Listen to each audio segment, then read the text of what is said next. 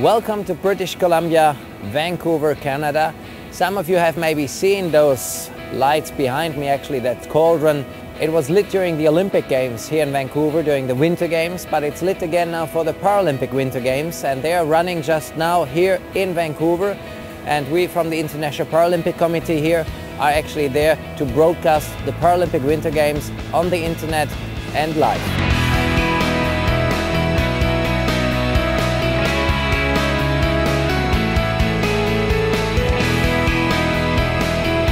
Hey, my name is Jochen and we are in a office which is the International Paralympic Committee's office in the Broadcast Center, and we're trying to run a kind of multitasking operation here. This is the so-called master control, where we have a audio multi-matrix and we have a switcher, and we have, for example, as well the Key Pro. This little tiny box is already very helpful for us here.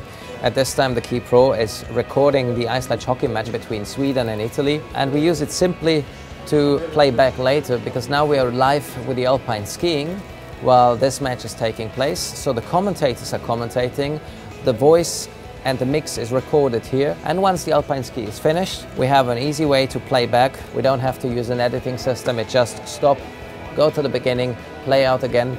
And so we have a kind of easy playback machine for our live stream, what we deliver to the world.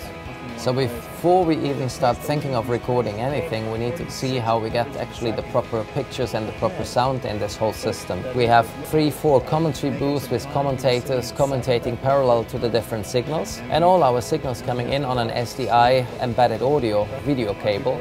So we need first to de-embed this audio signal in this little box there, where the SDI cables arriving. We have the AM de-embedders from Asia. We take the international sound out, and then we'll send the international sound to the commentary booth. In the commentary booth, the commentators can listen to the international sound. They do their commentary, and we'll take that return signal from the commentators back into this audio matrix.